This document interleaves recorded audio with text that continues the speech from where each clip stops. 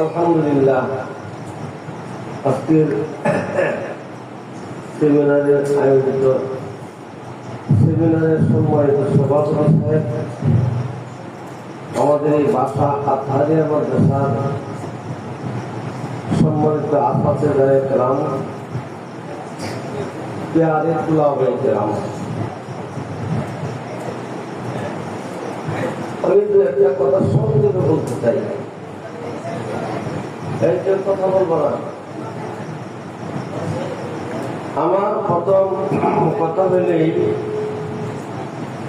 তোমরা এলেন সন্ধান করি। আমাদের এই আসাতে যায় গ্রাম, এই মাদ্রাসায় যারা অত্যন্ত বর্তমান আসো, তাদের জন্য এই মাদ্রাসার একজন আদনা উস্তাদ। এখানে কিন্তু তোমার জন্য উনি হযরত মওলানা আশরাফুল থানভী রাহমাতুল্লাহ এই মনে করবা যে আদেশ করে এবং যারা নিষেধ করে এরা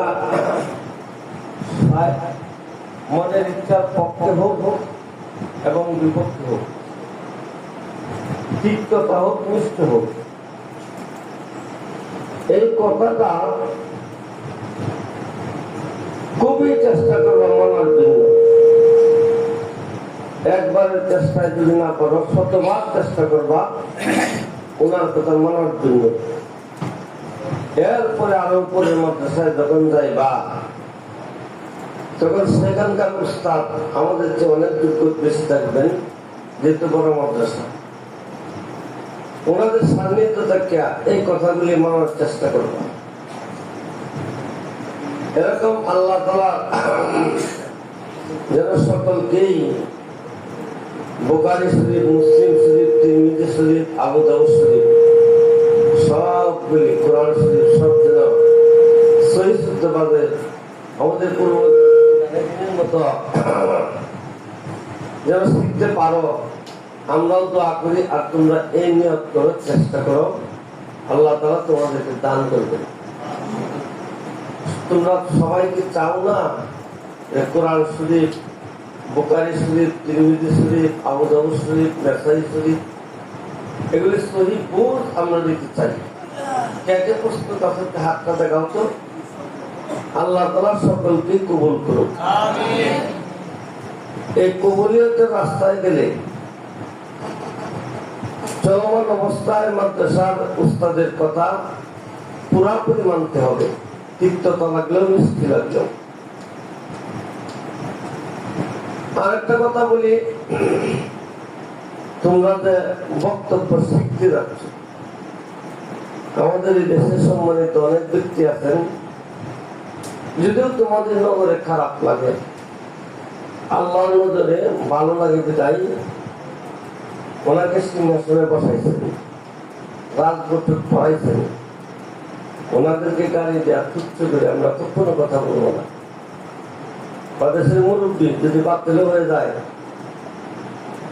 আমার ছাত্র, আমি মানুষের দোয়া নেব, আমি যেন কাউকে গালি না দিই, এদিকটা লক্ষ্য রাখতাম। সবাই রাখতাম না? আচ্ছা, আর একটা কথা, যে তোমরা যেন এরকম না হও, বক্তৃতা দিতে যাইয়া দু এক কথা বলতে পারা, এটা একমাত্র আল্লাহ পাক তৌফিক দান করেন। আল্লাহ তৌফিক না হলে কেউ বলতে পারবে না। এই বাকযন্ত্র, জবান, জিহ্বা যা কিছু জ্ঞান আল্লাহ দেওয়া দান, আল্লাহ দিচ্ছে বিধায় আমরা কথা বলতে পারছি।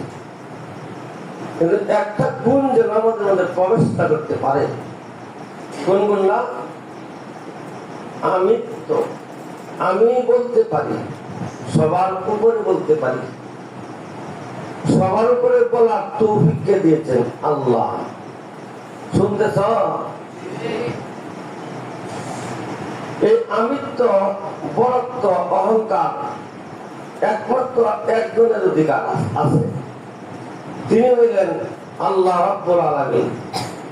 এই বরত্বের চাদর একমাত্র উনি পড়তে পারেন, আল্লাহ পড়তে পারেন। এর বাইরে দুনিয়ার কোনো মানুষ পড়ার অধিকার নাই। যদি পড়ে তাহলে শয়তানের যে লালন প্রাপ্ত ফিরিস্তা কাফের হয়ে গেছে।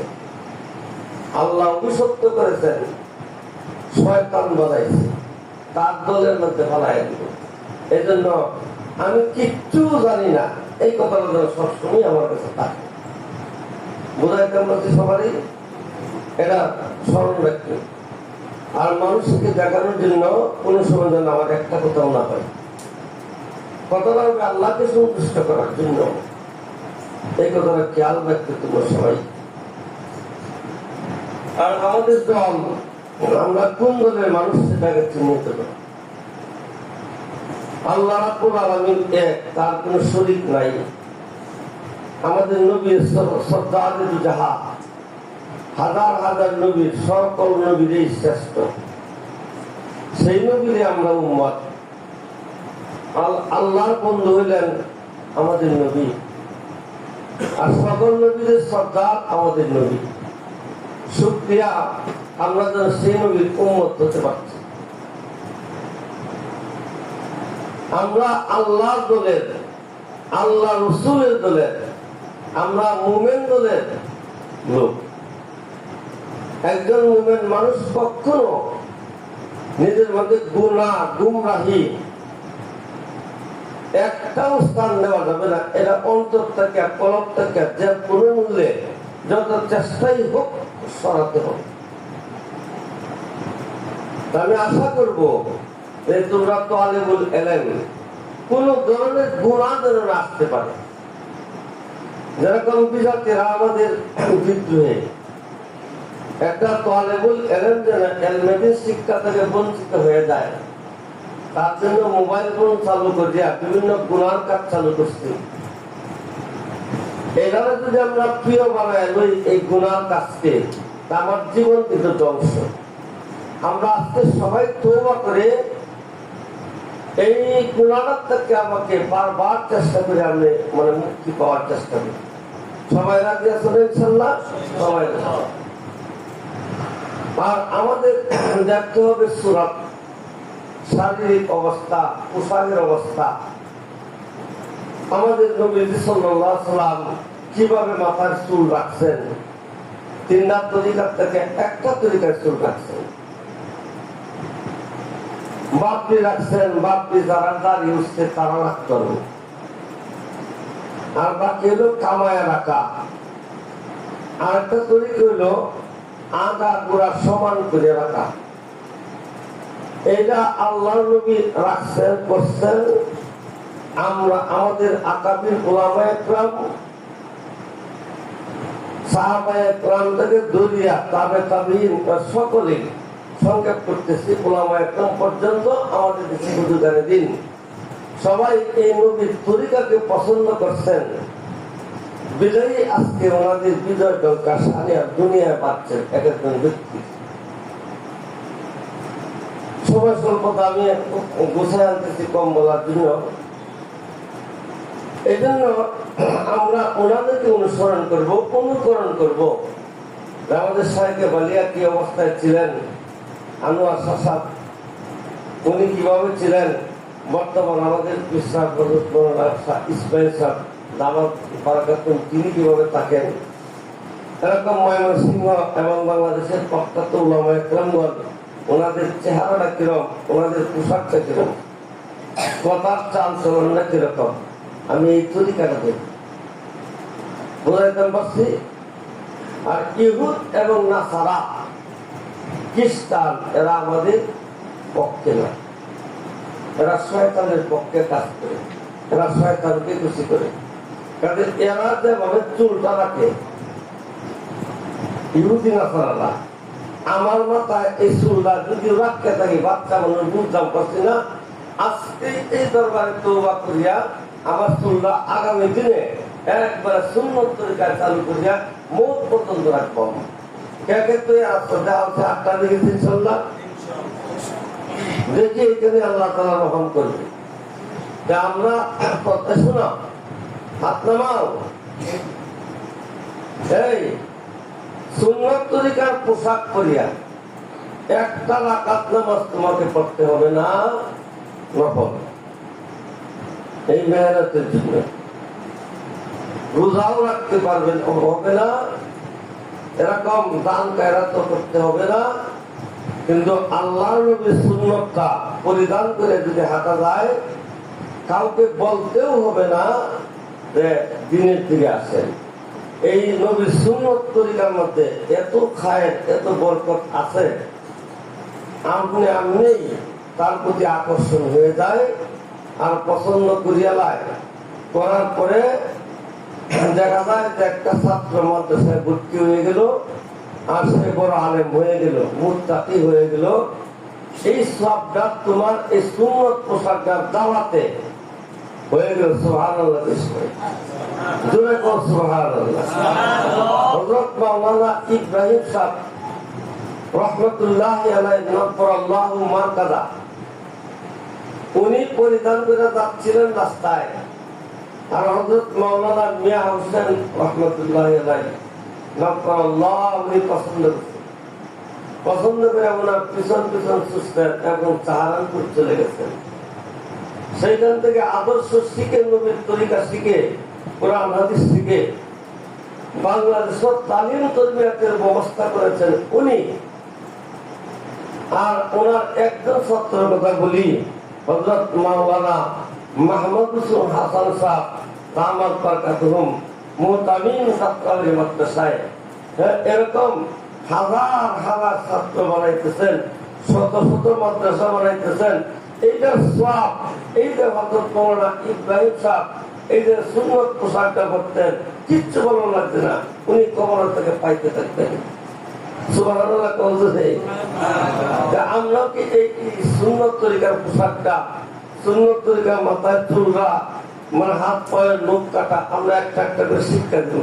তোমরা এগুলি শিখবা না। যে প্রথম কাজটা হইল আমাদের মাদ্রাসার হুজুর যারা আছেন, ওনারা চুল কাটার জন্য বলতেছেন, আর তোমরা অনেকে দেখা যায় যে বুকটা হচ্ছে যাইতেছে না। হ্যাঁ, ভাবতাম না মাদ্রাসা সারিয়া দাও, তাহলে তো তুমি আল্লাহ রসুলের রাস্তা সারিয়া কাফের মুশরিকদের রাস্তা চলে গেলা, শয়তানকে বন্ধু বানাই দিলা। তোমরা কি শয়তানকে বন্ধু বানাইবা কোনদিন? তাহলে কার কথা রাখবা? উস্তাদের কথা রাখবা না শয়তানের কথা রাখবা? জোরে বলো, কাটা কেমন বেশি জোরে হয় না।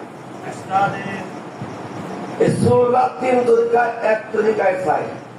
কোন হুজুর যেন আর বলতে না হয়, তোমার নিজের দিলটা আগে পয়দা করো, তৈরি করো, দিলের থেকে একটা কায়াস পয়দা করো, আমি রসুলের সুন্নতের উপর চলে যাবো, উঠে যাবো আজকে থেকে।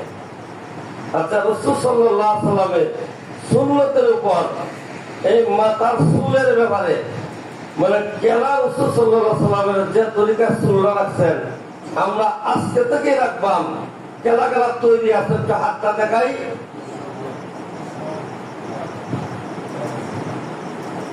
সবাই দেখাইছ, আর এই যে তলে যাতে বুক কমানি সত্যের নিয়েও না, এইটা তুমি গাবা, এটা সারিয়ে দাও। যদি না সার পরে কিন্তু ছাত্ররে এই অপারেশন করলে, মানে বুক সিরিয়া বিদ্যুতে বাইরে খুব কষ্ট দেওয়া হলেও রুগী ভালো হবে। আমরাও কিন্তু শাসনের মাধ্যমে হলেও এটা তোমাদের মুখ থেকে আমরা আদায় করি। ঠিক আছে না? আল্লাহ তাআলা সকলকে তৌফিক দান করুন।